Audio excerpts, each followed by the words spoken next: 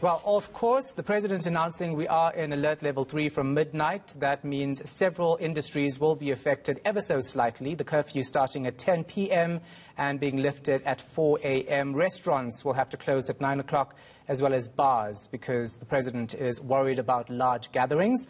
Let's get reaction from political economist Mandla Lionel. Mandla, thanks for your time. We appreciate it. So we're not seeing major movement and in terms of businesses being affected, but the restaurant industry has raised some concerns about the dinner time rush being affected here. What impact, if any, will these new restrictions have? Well, it's going to continue to be tough for the hospitality industry, who have been hanging on by a thread. All of these disruptions, obviously you have patrons likely to stay away anyway because of the third wave. And then all of these restrictions kind of send those signals to patrons to stay home or to kind of curtail their activities. But really, you know, it's a concern that the government continues to be in a lockdown paradigm of responding to this crisis, rather than talking about a mass vaccination paradigm. The president made a few excuses, blaming shortages and different things. But by my count, 9 or 10 African countries are ahead of us in vaccinating, 8 to 10% of their population, which is still very far away from herd immunity. And so really this lockdown is just, continues to be trying to put a plaster on an open wound that really requires a more sustainable solution. We did hear from the president tonight about the plans that they have to bounce back quite quickly from the disappointment over Johnson & Johnson. Of course, that Baltimore mix-up certainly was out of our hands, but there has been criticism from government that we failed to engage with these pharmaceutical companies early enough to secure vaccines. And a number of doctors have also said that we should have gone ahead and just started administering that AstraZeneca vaccine, even though we didn't have the data on how effective it was going to be against the beta variant. In fact, early indications that it might not be that effective.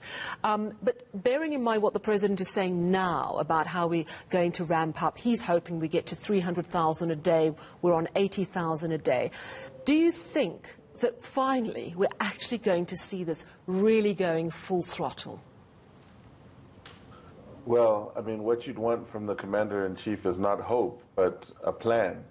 To your point, we absolutely, I'd have to give our government a C grade if I'm being generous in terms of organizing ourselves as a nation to get ready for mass vaccination. Middle of last year, we're not a poor country. We're a middle-income country. We're a top 30 economy in the world.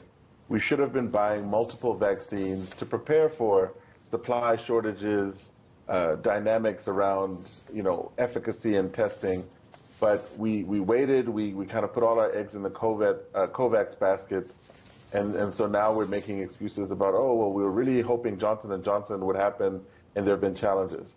So, unfortunately, we are where we are now, and so we're kind of only reliant on Johnson & Johnson, with Pfizer, I think, coming in the next couple of months. We're very far behind. We haven't vaccinated all health workers. But thankfully, since the private sector has come on board, we've got to those numbers that you're talking about the 80,000. We were much lower than that until the private sector was brought in.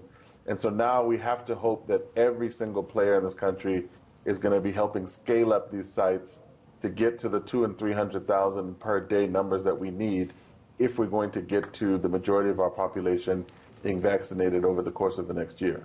Mandla, of course, unemployment is something that, the president and South Africans are monitoring quite closely, because it really is difficult out there, isn't it? A lockdown like this, given that we've seen our economy suffer ever so much over the past year or so, a lockdown like this, what are the implications when it comes to job creation, when it comes to slowly, picking up the pieces and being able to get people back in offices?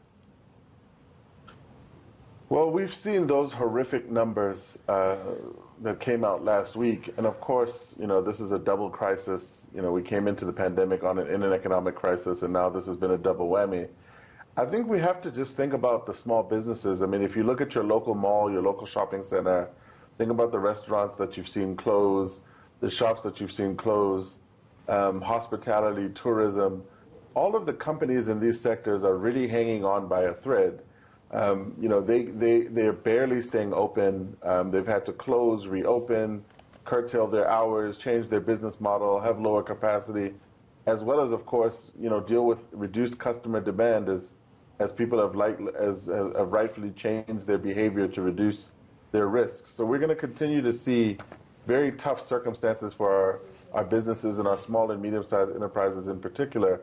And that's why that vaccination becomes so important, to get to the point where we can say we can start to sustainably reopen the country and very importantly, start to become a destination that international travelers can trust is open for tourism in numbers and at scale, because that's such an important industry for our country and employing millions of South Africans around the country.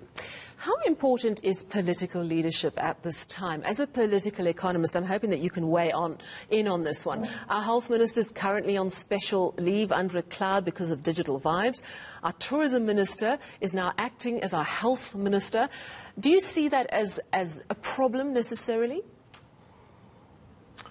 It absolutely is. Your cabinet ministers are not just sitting there passively making decisions, and we shouldn't be trying to send the message that, ministers are interchangeable. Your cabinet ministers are your political leaders. They're supposed to be problem solving, working with the leaderships of those departments to muster the best of our talent, of our ingenuity, of our problem solving and innovation capacity. And so it's really doesn't speak well of our leadership as a country, and really the quality of individuals we have in cabinet, that in a time like this, when we need all hands on deck, when we need the best leadership that we can to bring to bear, that some of our leaders would be forced to step down based on truly avoidable and really unfortunate scandals like the digital vibe saga. Thank you so much for chatting to us this evening, political economist Mandla Lionel Isaacs.